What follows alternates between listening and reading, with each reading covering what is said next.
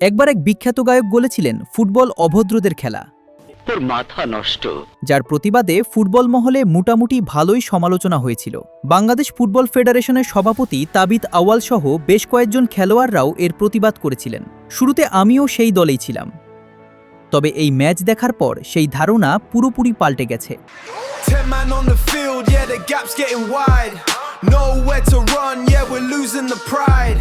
Tactical foul, but the man's been sent off. Crowd in the stands, all they do is they sent off. Crowd in the stands, all they do is they scoff. এক ম্যাচে 20টি card. কোন football ম্যাচে দেখেছেন? না, কোনোদিন দেখিনি। আমি দেখছি। বলছি 2006 সালে সেই ঐতিহাসিক পর্তুগাল বনাম নেদারল্যান্ডসের ম্যাচের কথা। বিশ্বকাপের রাউন্ড অফ 16-এ মুখোমুখি হয়েছিল তারা। যেদিন দুই দলের খেলোয়াড়রা যেন মাঠে নেমেছিল একে অন্যকে হসপিটালে পাঠানোর জন্য। ইতিহাসের পাতায় যাকে বলা হয় ব্যাটেল অফ নিউরেমবার্গ। এ ম্যাচে ভদ্রতার লেশমাত্র ছিল না। ইতিহাসের সেই কুখ্যাত ম্যাচ নিয়েই আলোচনা করব আজকের ভিডিওতে, যেদিন তরুণ রোনালদোকেও কাঁদতে কাঁদতে মাঠা ছাড়তে হয়েছিল। তাহলে চলুন শুরু করা যাক। 2006 সাল জার্মানি বিশ্বকাপ পুরো বিশ্ব ফুটবলে মেতে উঠেছে। এরই মাঝে রাউন্ড অফ 16-এর এক হাই ভোল্টেজ ম্যাচ মুখোমুখি হয় পর্তুগাল এবং নেদারল্যান্ডস। পর্তুগাল তাদের গ্রুপ পর্বের প্রতিটি ম্যাচ জিতে রাউন্ড অফ 16-এ উঠে। অন্যদিকে নেদারল্যান্ডস 2 জয় এবং আর্জেন্টিনার সাথে শেষ ম্যাচ ড্র করে গ্রুপ রানার্স আপ হিসেবে পরের রাউন্ডে উঠে।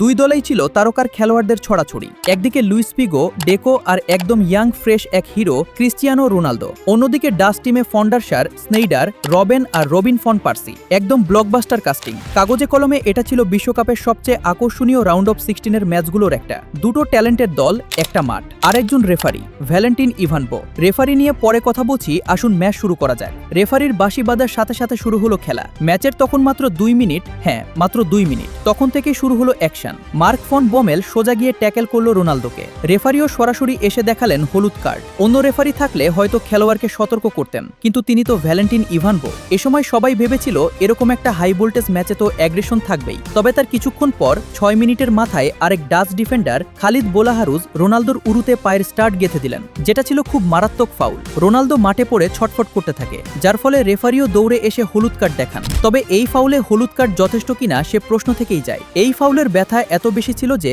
রোনালদো ঠিকমতো হাঁটতে পারছিল না। বারবার মেডিকেল টিম মাঠে গিয়ে তার ব্যথা নির্মূল করার চেষ্টা করছিল, কিন্তু সেই চেষ্টা আর সফল হয়নি। ম্যাচের প্রথম অর্ধেই তাকে তুলে নেওয়া হয়। সে সময় তরুণ রোনালদো কান্নায় ভেঙে পড়েছিলেন। মাত্র 33 মিনিটেই দলের সেরা তরুণ খেলোয়াড় মাঠের বাইরে। বিষয়টা লাখো পর্তুগাল সাপোর্টারদের হতাশ করেছিল।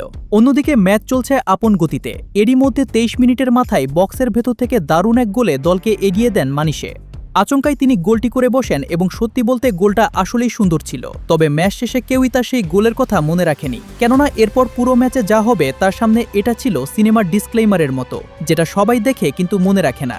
গোল খাওয়ার পর নেদারল্যান্ডসের প্লেয়ারও একটু চড়াও হয়ে খেলতে থাকে, বেশ কিছু গোল থ্রেট তৈরি করে পর্তুগালের উপর। তবে কোনোভাবেই তারা গোল আদায় করতে পারছিল না। এদিকে পর্তুগালের ডিফেন্সিভ মিডফিল্ডার কোস্তিনহা ফিলিপ কোকুকে স্লাইডিং ট্যাকল করলেন, খেলেন হলুদ কার্ড। হয়তো এদিন তার মাথায় ভূত চেপেছিল, তা না হলে কেউ হলুদ কার্ড খাওয়ার পরেও সতর্ক না হয়ে এইরকম অদ্ভুত ভুল করে। এই হ্যান্ডবলের জন্য রেফারি দিলেন তাকে দ্বিতীয় হলুদ কার্ড। ফলে লাল কার্ড দেখে প্রথম অর্ধের আগেই মাঠ ছাড়লেন তিনি। ফলে প্রথম অর্ধেই 10 জনের দলে পরিণত হলো পর্তুগাল। তবে এতে ডাচদের বেশি খুশি হওয়ার কিছু ছিল না, কেননা দ্বিতীয় অর্ধে যা হতে চলেছে তা কেউই কল্পনা করতে পারেনি। প্রথম অর্ধ যেন সেটারই ট্রেলার ছিল।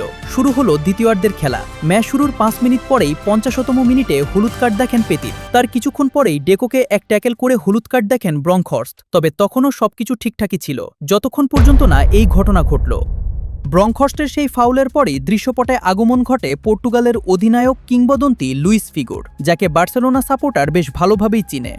चीटिंग करता है तो সে যাই হোক মাঠেই ঝামেলা লাগিয়ে দেন ফান বোমেলের সাথে। এক পর্যায়ে বোমেলের মাথায় এক হেডবাট বসিয়ে দেন ফিগো। হেডবাট খেয়েই মাটিতে শুয়ে পড়ে বোমেল। যদিও সেটা আহামরি জোরে আক্রমণাত্মক ছিল না, তবে রেফারি এসে তাকে হলুদ কার্ড দেখান। ফিগো লাল কার্ড না খেলেও তারপরেই লাল কার্ড খায় সেই বোলাহারুজ, যিনি রোনালদোকে এক মারাত্মক ফাউল করে মাঠের বাইরে পাঠিয়েছেন। ম্যাচের 63 মিনিটে সে এবার কুনুই দিয়ে আঘাত করেন ফিগোর মুখে।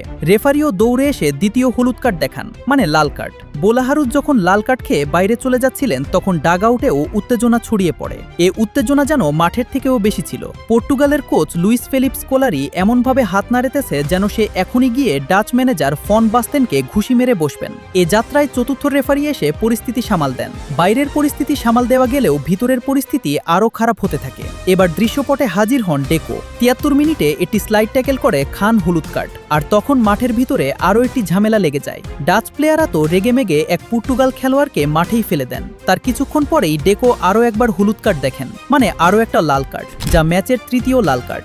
ডেকো কেন লাল কার্ড খেলেন? সময় অপচয় করার জন্য। এ সময় তাদের কোচ রীতিমতো রেগে আগুন। ডাগআউটে দাঁড়িয়েই নিজের রাগ ঝাড়েন। ৭৮ মিনিটেই পর্তুগাল ৯ জনের দলে পরিণত হয়। আচ্ছা, একটা জিনিস তো মিসিং, অ্যাকশন তো আমরা গোলকিপারকে দেখছি না, সেটাও বাদ থাকেনি। সময় অপচয় করার জন্য পর্তুগালের গোলকিপার রিকার্ডোও দেখলেন হলুদ কার্ড। এবার মনে হচ্ছিল সবকিছু শান্ত হবে। ৯০ মিনিটের খেলা শেষ, কিন্তু ঘটনা যেন শেষ হয় না। এবার ডাচ খেলোয়াড় ফন ব্রঙ্কহর্স্ট নিজের বল লুজ করে নিজেই ফাউল করে বসলেন। বেরসিক রেফারির কাছে কোনো মাফ নেই, সরাসরি দেখালেন হলুদ কার্ড। আগেই একবার কার্ড পাওয়ায় এবার দেখতে হলো লাল কার্ড। এবার দুই দলেই সমান সমান, ১১ জন করে মাঠে নেমে এখন ৯ জন করে আছে প্রতি দলে। আর এভাবেই ম্যাচটি শেষ হয়। তবে এ সময় ম্যাচের সবচেয়ে মজার দৃশ্যটি দেখা যায়। ডেকো, বুলারহজ আর ফন ব্রঙ্কহর্স্ট, যারা একটু আগেও মাঠে রীতিমতো একে অপরকে খুন করতে চাইছিল, তারা এখন মাঠের বাইরে এক সিঁড়িতে বসে একসাথে খেলা দেখছে এবং গল্প করছে। বলে রাখা ভালো, এ সময় ডেকো আর ব্রঙ্কহর্স্ট বার্সেলোনায় ছিল একে অন্যের টিমমেট। এবার কথা বলা যাক ম্যাচের সবচেয়ে গুরুত্বপূর্ণ চরিত্র নিয়ে, ভ্যালেন্টিন ইভানভো, রাশিয়ান রেফারি। এই ম্যাচের আগে তার ইতিহাস দেখলেই বোঝা যেত এই লোক কোনো শান্তির দূত না। ২০০৪ ইউরোতে তিনি মাত্র ৩টা ম্যাচে ১৫টা হলুদ কার্ড আর একটা লাল কার্ড দিয়েছিলেন। বিশ্বকাপ বাছাই দিয়েছিলেন ৬টা লাল কার্ড আর ২৪টা হলুদ কার্ড। ফিফা তাকে এই ম্যাচে রেফারি বানিয়েছে, মানে ফিফা জেনে শুনে আগুনের পাশে পেট্রোল রেখেছে। সেদিন সন্ধ্যায় ইভানভো তার পকেট থেকে এত কার্ড বের করলেন যে মনে হচ্ছিল উনি কার্ড না তাস খেলছেন। ম্যাচ শেষে ফিফা প্রেসিডেন্ট সেপ ব্ল্যাটার তাই মজা করে বলেছিলেন রেফারি নিজেও একটা হলুদ কার্ড পাওয়ার যোগ্য ছিলেন। ব্ল্যাটার সাহেব পরে এই কথার জন্য ক্ষমা চেয়েছেন, কিন্তু কথাটা যে বলেছেন সেটাই বলে দেয় ঘটনাটা কতটা অবিশ্বাস্য ছিল। এই ম্যাচের পর ফিফা ইভানভোকে আর কোনো ম্যাচের দায়িত্ব দেয়নি। পর্তুগাল ম্যাচ জিতল ১-০, কিন্তু কোয়ার্টার ফাইনালে তারা ইংল্যান্ডের বিপক্ষে নামলো ডেকো আর কোস্তিনহাকে ছাড়া, দুজনই সাসপেন্ডেড। সেমিফাইনালেও দুজন খেলতে পারলেন না সাসপেনশনের কারণে। মানে পর্তুগাল যুদ্ধে জিতল, কিন্তু যুদ্ধের ক্ষতি বহন করে পুরো টুর্নামেন্টে। নেদারল্যান্ডস বিদায় নিল। ভান বাস্তেনের স্বপ্নের দলটা নুরেমবার্গেই শেষ। ফাইনালে কে উঠল? ইতালি। তারা আবার ফাইনালে ফ্রান্সকে হারালো পেনাল্টিতে, কিন্তু সেই ফাইনালেও হেডবাট হলো জিদান বনাম মাতেরাজি। মানে ২০০৬ বিশ্বকাপটা ছিল মূলত হেডবাটের বিশ্বকাপ। ফুটবলটা ছিল পার্শ্ব চরিত্র। নেদারল্যান্ডস প্রথম থেকেই ইচ্ছাকৃতভাবে রোনালদোকে টার্গেট করেছিল। ফান বোমেল 2 মিনিটেই কাট খেয়েছেন, বোলাহরুজ রোনালদোর উরুতে স্টার্ট বসিয়েছেন। এগুলো দুর্ঘটনা না, কৌশল। পর্তুগালও কোনো ফেরেস্টা ছিল না। প্রতিশোধে তারাও ফাউলের পর ফাউল করেছে, ফিগো হেডবাট করেছেন, গোলকিপার পর্যন্ত টাইম ওয়েস্ট করেছেন। রেফারি ইভানভো পরিস্থিতি নিয়ন্ত্রণে রাখতে পারেননি। প্রথম দিকে কঠোর হলে পরের বিশৃঙ্খলা এড়ানো যেত। ওভারঅল এই ব্যাটল অফ নুরেমবার্গকে আমি রেটিং দিব ফুটবলের জন্য 0 আউট অফ 10, কিন্তু পিওর ভায়োলেন্স, ড্রামা আর কমেডির জন্য সলিড 10 আউট অফ 10। তো এই ছিল আজকের ভিডিও। ভালো লাগলে লাইক করুন, চ্যানেলটা সাবস্ক্রাইব করে পাশেই থাকুন। ধন্যবাদ।